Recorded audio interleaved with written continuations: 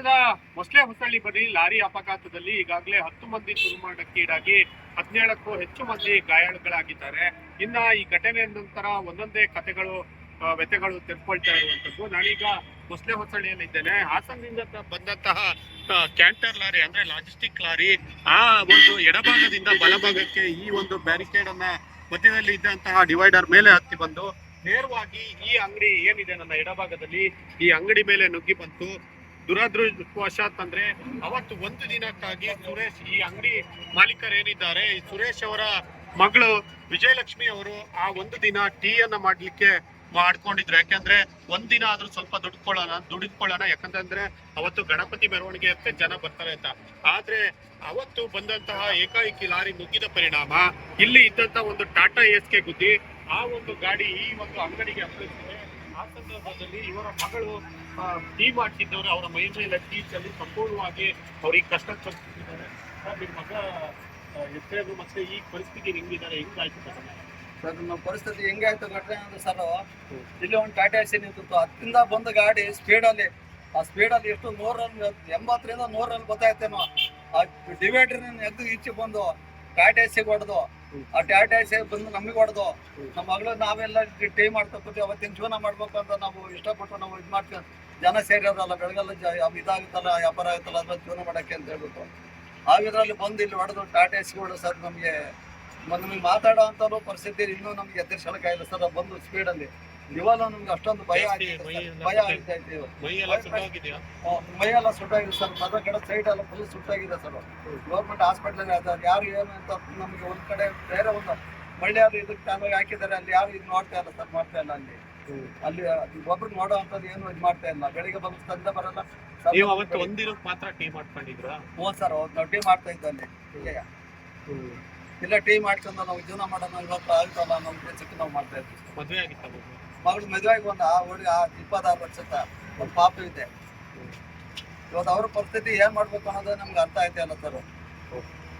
ನೋಡ್ಬೋದು, ಈಗೇನು ಸುರೇಶ್ ಅವರು ಹೇಳಿದ್ರು, ಅವರ ಮಗಳು 26 ವರ್ಷ, ಅವರಿಗೆ ಒಂದು ಮಗು ಇದೆ. ಈ ಅಂಗಡಿಯಲ್ಲಿ ಅವರು ಟೀ ಮಾಡ್ಕೊಂಡು ಅವತ್ತಿಗೆ ಏನಾದ್ರು ಒಂದು ಹೆಚ್ಚಿನ ದುಡಿಮೆ ಆಗುತ್ತೆ ಅಂತ ಟೀ ಮಾಡ್ಲಿಕ್ಕೆ ಮುಂದಾಗಿದ್ದು. ಆದ್ರೆ ಆ ಒಂದು ಯಮಸ್ವರೂಪಿ ಬಂದಂತಹ ಒಂದು ಲಾರಿ ಡಿಕ್ಕಿ ಹೊಡೆದ ಪರಿಣಾಮ ಈಗ ಇವರ ಬಾಳು ಕೂಡ ಕಷ್ಟದಲ್ಲಿ ಇರುವಂತದ್ದು. ಮಹಿಳೆ ಒಂದು ಭಾಗ ಸಂಪೂರ್ಣವಾಗಿ ಸುಟ್ಟು ಹೋಗಿದೆ ಅನ್ನುವಂತ ಮಾತನ್ನ ಅವರ ತಂದೆ ಹೇಳ್ತಾ ಇರುವಂತದ್ದು. ಹೇಗಾದ್ರೂ ಮಾಡಿ ಸರ್ಕಾರ ಇವರಿಗೆ ನೆರವಿಗೆ ಬರಬೇಕು ಅನ್ನುವಂಥದ್ದು ಅವರ ತಂದೆ ಕೂಡ ಒಂದು ಮನವಿಯಾಗಿರುವಂತದ್ದು. ಪುಷ್ಪವತ್, ರಿಪಬ್ಲಿಕ್ ಕನ್ನಡ, ಹಾಸನ. ಹಾಸನದ ಮೊಸಳೆ ಹೊಸಳ್ಳಿ ಬಳಿ ಲಾರಿ ಅಪಘಾತದಲ್ಲಿ ಈಗಾಗಲೇ 10 ಮಂದಿ ದುರ್ಮರಣಕ್ಕೀಡಾಗಿ 17ಕ್ಕೂ ಹೆಚ್ಚು ಮಂದಿ ಗಾಯಾಳುಗಳಾಗಿದ್ದಾರೆ.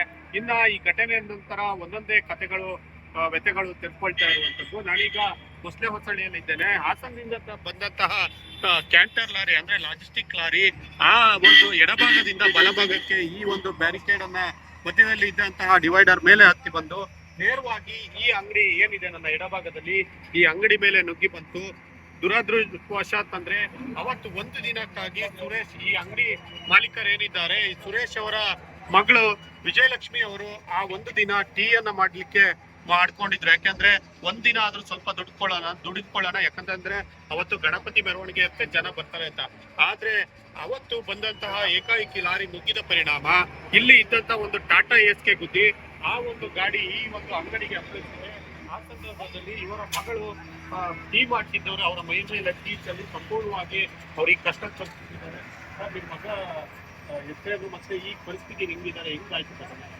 ನಮ್ಮ ಪರಿಸ್ಥಿತಿ ಹೆಂಗಾಯ್ತು ಘಟನೆ ಅಂದ್ರೆ ಸರ್, ಇಲ್ಲಿ ಒಂದು ಟಾಟಾ ಏಸಿ ನಿಂತಿತ್ತು. ಹತ್ತಿಂದ ಬಂದ ಗಾಡಿ ಸ್ಪೀಡಲ್ಲಿ, ಆ ಸ್ಪೀಡಲ್ಲಿ ಎಷ್ಟು 180ರಿಂದ 100 ಗೊತ್ತಾಯ್ತೇನೋ, ಆ ಡಿವೈಡರ್ ಎದ್ದು ಈಚೆ ಬಂದು ಟಾಟಾ ಏಸಿಗೆ ಹೊಡೆದು, ಆ ಟಾಟಾ ಏಸಿ ಬಂದು ನಮಗೆ ಹೊಡೆದು, ನಮ್ಮ ಮಗಳು ನಾವೆಲ್ಲ ಟೀ ಮಾಡ್ತಾ ಕೂತೀವಿ. ಅವತ್ತಿನ ಜೀವನ ಮಾಡ್ಬೇಕು ಅಂತ ನಾವು ಇಷ್ಟಪಟ್ಟು ನಾವು ಇದು ಮಾಡ್ತೀವಿ.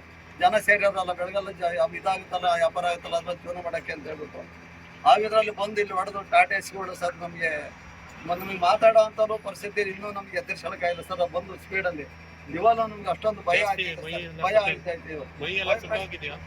ಮೈಯೆಲ್ಲ ಸುಟ್ಟಾಗಿದೆ ಸರ್, ಮದ ಕಡೆ ಸೈಡ್ ಎಲ್ಲ ಫುಲ್ ಸುಟ್ಟಾಗಿದೆ ಸರ್.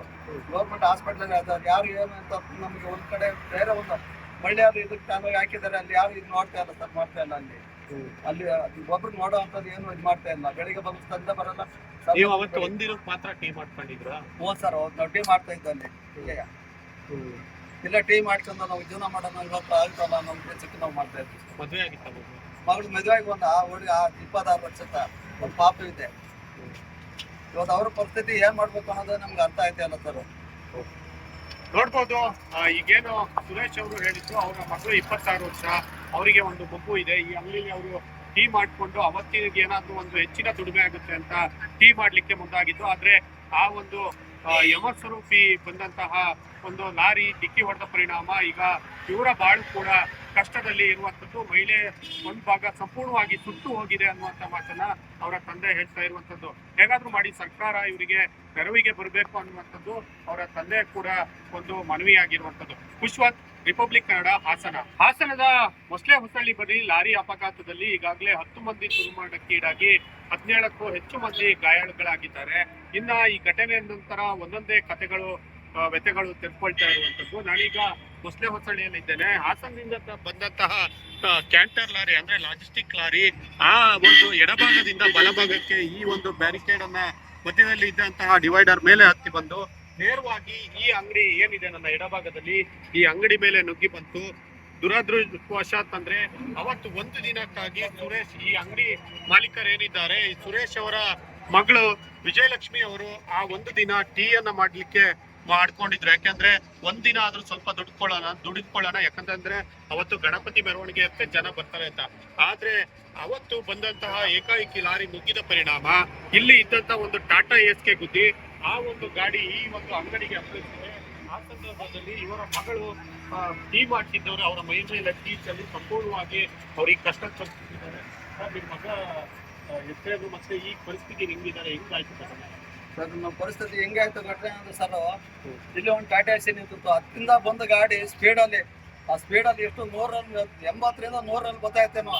ಆ ಡಿವೈಡರ್ ಎದ್ದು ಈಚೆ ಬಂದು ಟಾಟಾ ಎಸಿಗೆ ಹೊಡೆದು, ಆ ಟಾಟಾ ಎಸಿ ಬಂದು ನಮಗೆ ಹೊಡೆದು, ನಮ್ಮ ಮಗಳು ನಾವೆಲ್ಲ ಟೀ ಮಾಡ್ತಾ ಕೂತೀವಿ. ಅವತ್ತಿನ ಜೀವನ ಮಾಡ್ಬೇಕು ಅಂತ ನಾವು ಇಷ್ಟಪಟ್ಟು ನಾವು ಇದು ಮಾಡ್ತೀವಿ. ಜನ ಸೇರಿರೋರಲ್ಲ, ಬೆಳಗೆಲ್ಲ ಇದಾಗುತ್ತಲ್ಲ, ವ್ಯಾಪಾರ ಆಗುತ್ತಲ್ಲ, ಅದ್ರ ಜೀವನ ಮಾಡಕ್ಕೆ ಅಂತ ಹೇಳ್ಬಿಟ್ಟು ಆ ಇದರಲ್ಲಿ ಬಂದು ಇಲ್ಲಿ ಹೊಡೆದು ಟಾಟಾ ಎಸಿ ಹೊಡೆದು ಸರ್ ನಮಗೆ ಮಾತಾಡೋ ಅಂತಲೂ ಪರಿಸ್ಥಿತಿ ಇನ್ನೂ ನಮ್ಗೆ ಎದುರಿಸೋಕ್ಕಾಗಿಲ್ಲ ಸರ್. ಬಂದು ಸ್ಪೀಡಲ್ಲಿ ಇವಾಗ ನಮ್ಗೆ ಅಷ್ಟೊಂದು ಭಯ ಆಗ್ತೈತೆ. ಮೈಯೆಲ್ಲ ಸುಟ್ಟಾಗಿದೆ ಸರ್. ಮದ ಕಡೆ ಸೈಡ್ ಎಲ್ಲ ಫುಲ್ ಸುಟ್ಟಾಗಿದೆ ಸರ್.